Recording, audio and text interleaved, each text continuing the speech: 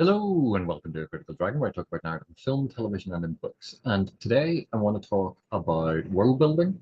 A video a guy called CriminOlly made about why he dislikes world building, and Janny Wurts' The Wars of Light and Shadow to talk about an aspect of world building. And the reason I want to do this is if someone puts up a video and they go, I dislike world building in fantasy, this is not something I like. Some people might think that I would take offense at that, that I would defend world building. Um, and the thing is, his video is great. I have no problems with his video. And the reason being, CriminOlly did a video explaining why he doesn't enjoy a lot of science fiction and fantasy. And when he thought about it, it was an aspect of setting in which it diverged significantly from the assumed base norm of our world. Therefore, he was stating a preference. He enjoys works that are set in a verisimilitudinous reality, a very mimetic reality, something very close to our world. And something like A Song of Ice and Fire, despite it being a fantasy setting, is actually quite close to our world. We can see elements of countries from our world, periods of our history, base norms and cultures taken from our world and placed in this. In fact, as much as I enjoy George R. R. Martin's series, that is one aspect of it that I find slightly disappointing, because for me, world building, the chance to create a secondary world or to create a truly fantastic setting, is a chance to address base norms, to challenge base norms, to help us rethink these aspects of our reality that we take as a given, because that's my preference for what I want to read. And so I think CriminOlly's video is absolutely fantastic, because he doesn't do the one thing that drives me nuts. And that one thing is, he didn't go, world building and fantastic settings are bad, because he doesn't like them. He clearly stated this is his preference as a reader. This is what he enjoys. This is what he doesn't enjoy. He wasn't making an evaluative judgment about either of those things and saying world building and fantastic settings are bad. Writers shouldn't do them. Readers should criticize them. This was bad. Because he recognizes and very eloquently and thoughtfully expresses his preference. And this is something that I constantly butt heads about with other people. When you don't like something, it's not necessarily that the thing is bad. When you like something, it's not necessarily that the thing is good. It is catering toward a preference. And I really appreciate, even though he and I have completely different approaches, preferences, and enjoyment of fantastical settings, I respect his opinion. I was happy to listen to his video, and I thought it was very interesting as he explained the reasons why. And so I have no problem whatsoever with someone disliking or not enjoying fantasy and fantastical settings and secondary worlds, and that aspect of science fiction and fantasy that a lot of people term world building. Now, where I would disagree a little bit with his analysis is that world building is is not necessarily the purview essentially of science fiction or fantasy. It's not always about fantastical settings. World building, even if you're setting your story in the real world, if you're writing a crime whodunit in modern day London, you are creating that world for the reader. Because although if you've been to London, you go, oh yeah, but this is a good recreation of London. Not all your readers are going to be from London. So you include elements that will suggest, will create this world, this view of the world, because no novel is entirely real. It is always a recreation. It is always an hallucination of this world. And yes, it can be more mimetic, closer to the reality, or less mimetic, closer to the fantastic. but world building is present in every single novel that has characters interacting with a setting. And that would be the big distinction I would make, because world building is in every novel. It is how an author communicates where a novel is set. It, it encapsulates all those elements that make the setting come alive. And unless it's set in a white space, there are going to be elements of world building. If it is set in London, having some characters speak with London slang, to recreate street names, to use the correct currency. Those are all elements of world building. The fact that a lot of readers might already have a base awareness of that, or an established awareness of it, doesn't stop that being an element of world building in the novel. So world building only becomes an element of discussion for a lot of people when it is diverting from base norms. And yet world building is present in every single book that you, or every single novel that you read. Now, that doesn't mean it can't be done badly. It can't overwhelm a story, or that needless information is put in. But again, those are lines in the sand that each reader is imposing on a text. That some readers enjoy elements of it more than others. And again, so that's getting into preferences. That's getting into what we enjoy, what we love. So CriminOlly's video, why I don't like science fiction and fantasy books, is not an attack on science fiction and fantasy. He singles out world building as the element he doesn't enjoy. That's not an attack on world building. It is a wonderful video of someone very succinctly explaining, this is an element of these types of stories that I don't particularly enjoy.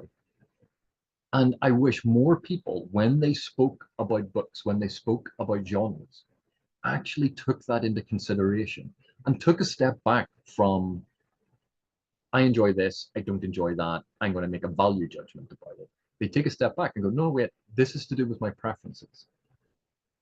And so I have no problem with what CriminOlly says. Well, with that minor proviso about world building being broader than perhaps the definition that he uses. But let's move on to talk about why I enjoy world building, why I enjoy fantastic settings, why I enjoy settings that move from the mimetic into more fantastical realms. Because I think a lot of fantasy readers actually enjoy this.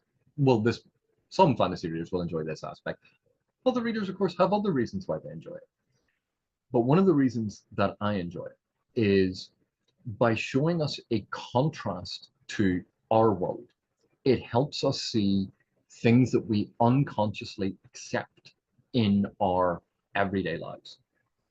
If someone creates, as we see quite often with a lot of science fiction, a matriarchal society,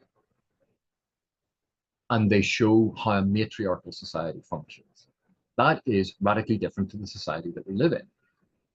But by seeing those differences, we actually get a better perspective on how our society functions, both the elements of equality that we have in our societies and cultures, but also the elements of patriarchy that we have in our societies and cultures. Because it's not all just one thing. It helps us understand and evaluate our own world better when we have a contrasting example. We see this with certain assumptions that we make when it comes to how the past was. A lot of pseudo-medieval, pseudo-European settings in fantasy create an image of the medieval reality that is actually, for the most part, erroneous and quite often radically different from the actuality of the medieval time period. And the medieval time period spans quite a significant period of time and multiple cultures. But a lot of people, when they read fantasy, think that they understand what the medieval period was like because they've seen a lot of these fantasy worlds. And that's why we have a lot of base norms from our reality, our time period, carried over and imported, including our biased view of what the past was. And that's why when authors engage with truly fantastical settings where they challenge these base norms, I get heavily invested. And that's why I want to talk about an element of Janny Wurts's The Wars of Light and Shadow in a couple of minutes. But with these fantastical settings, if someone uses presumptions and definitions and attitudes towards, say, race or sexuality from our world, from certain segments of our world, and imports them into a fantastic setting, it is not necessary that they do so. They can choose to challenge them. They can create something different. In Stephen Erickson's Malazan Book of the Fallen and in E.N.C. Esselmont's Novels of the Malazan Empire, they made a decision when they were gaming the world that men and women could equally access power because men and women could equally access magic. Because of that, the dynamics in general across the world did not assume the same gender binaries and attitudes that we had in our world, where a lot of it is based on presumptions about physical power. And because of that, the world could quite neatly, or at least partially, be described as feminist, equality between men and women. That doesn't mean that certain characters within the world aren't sexist. It doesn't mean that certain cultures within the world don't have certain sexist attitudes, because it's not a simplistic binary, but it's looking at it and having a general trend and then playing with it, investigating it. And when we see the ease with which female characters can ascend to positions of power, can be accepted into the military without people grumbling, that suddenly it makes us reevaluate some of those arguments that we hear that, oh no, women shouldn't be soldiers. This is ridiculous. Why are they soldiers? The Roman legionaries were quite short historically. And women today, the vast majority of them, are actually taller than Roman legionaries. So if Roman legionaries could train and build up their physical strength, even though they were short and they used short swords, the gladius was quite a short sword, and they worked in formation, their armor, their shields, their swords, those are all force multipliers. Their discipline and training, these are force multipliers that offset physical weaknesses that they had in terms of height when they were fighting the Gauls, who were traditionally a taller people, who had longer reach, who used longer weapons. All of these things added into the effectiveness of the Roman army. So why can't that apply to women in the military, particularly even today, where we have weapons that, you don't need to be really physically powerful in order to wield a gun. That's the whole point. And so you can understand why this perception that sexism must be a default in fantasy worlds, or that if fantasy worlds don't have that, then it's being unrealistic. That's all hogwash, because a lot of it is culturally derived or historically derived. And that's what I love about a lot of these fantasy settings. They actually question and interrogate some of the things that we don't necessarily think about, that we accept without thought, without question. And it helps us reevaluate and rethink our world by giving us these examples that challenge those base norms. So this takes me on to Janny Wurts's The Wars of Light and Shadow. And one aspect of the series that I've greatly been enjoying, I'm now about a quarter of the way through book 4, Fugitive Prince. And it's how certain characters, certain factions in the world are not anthrocentric. By this I mean humans are not the pinnacle of creation. They are not the most important aspect of the world, and the world is not there to serve human needs. There is a strong element of environmentalism running through this entire series, because the way that it is framed, Humans are guests on this planet, and they have just as much right to exist as the trees do. That doesn't mean that the trees aren't used as resources by the humans, but it shouldn't be assumed that the trees are just resources. The trees are living creatures, they are living things. And because of that, we see this juxtaposition of one faction within the world who views humans and human needs, human suffering, and how humans are affected as prime, as the most important. But another faction is going, no, humans are just one element of the world. And it's not spelled out in a didactic or patronizing or annoying manner. This is something that you intuit as you read, and it becomes more and more obvious over time. And it throws into sharp relief how we think about our world. When we think about the fact that, oh, these foxes are ruining our city, we never think about how our city has encroached on the land that the foxes inhabited. When we think about, oh, this flood has ruined our city, we never think about the fact that we built the city on a floodplain. We blame other things because we assume human primacy. We are anthrocentric. We are placing everything in how it affects us. And we don't think of it as a much larger system. We have a very short-term view of the world because our lives are relatively short in geological scales. We're here for a fraction of a second, according to the life of a planet.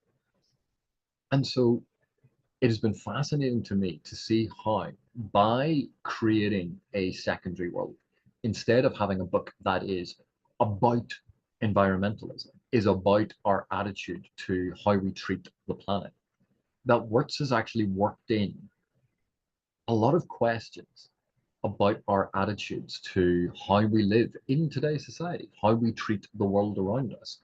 And again, it's not didactic, it's not a screed, it's not yelling at the reader, but it is asking us to rethink our assumption about our place in the world.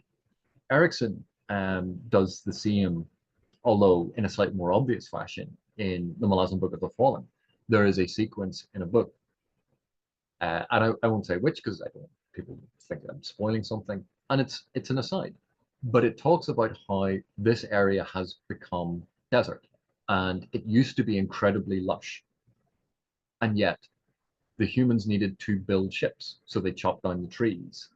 And as they chopped down more and more trees, instead of doing it in a way to minimize and to mitigate their impact on the environment, they chopped the closest trees and then worked further and further and further out, which led to the loss of tree cover, meaning rains washed the soil away, plants couldn't grow, and the whole area became desert. Desertification of the area because humans, in their hubris and short-sightedness, cut down all of the vegetation and disturbed the entire ecosystem. And this is something that we do all the time. We go in and we take what we want as a resource, and we don't think about the long-term ramifications. We don't think about balancing it. We think about what we need, and then we take it. And Erikson points this out, and it was devastating because obviously the long-term effect on that area is now they have no trees. Now it's a desert. Now they can't grow anything. And it completely changes how that area functions. And it goes from being a supplier of resources into a net importer of resources because now they need to import food. They need to import food. And so one of the things that I love about smart world building is this challenge to how we view the world. And it usually does it in a way that challenges our assumptions and lets us see things through contrast, through analogy, and removes our knee-jerk reactions to actual things. Because if it's set in the real world and someone has that environmentalist message, you could just imagine the comments being made about, Oh, why is the author bringing modern day politics into this? Why are they going on about this? I don't want to read about it. You can imagine all of those things. I just want the story. Why does it have to do this? And they forget that this is part of the story that the author is telling. This is part of what the author wants to communicate.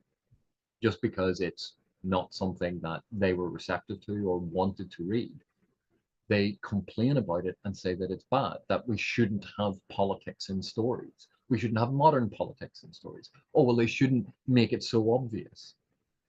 And yet, what essentially a lot of those arguments boil down to is, I didn't like this. Instead of accepting that, no, lots of stories have politics, because a lot of stories import base norms into their world building. And because of that, that's applying cultural norms, or at least a version of cultural norms, and confirming them as the base reality, which is a political statement saying this is how things are, this is how things should be. Your worldview is not being challenged here. And that in itself is a political stance. It's a small c conservative stance. And so this is why I like world building. It's one of the reasons why I am so enthralled by what Janny Wurts has created. Because there are so many different elements to this world that on a surface level read, you could completely miss that you're not seeing what is being applied and how it's being applied to our world. The assumptions about good and evil. And I had a brilliant discussion with Philip Chase and with Joanna over on her channel about the second book in the Wars of Light and Shadow. And it's so interesting to get other people's perspectives, because we all read in different ways. We all focus on different things. Different things speak to us, and we attach importance to different elements, all because of who we are as individuals and what we're interested in. And having those discussions where we don't all necessarily agree about the same things, it gives me greater insight into what other people are getting from it. So I am thoroughly enjoying Janny Wurts' series, in addition to the wonderful nature of how it is written, the prose, how things are described, the various characters. All of that is fantastic. But it is this challenge that is being issued to how we see the world, how we understand reality, how we understand and privilege certain things over others, that underlies everything in this series, is just, in my opinion, it's very well done, and it is very engaging. But these were just some thoughts. Thank you very much for watching. Thank you for your continued support, and I will see you in the next one.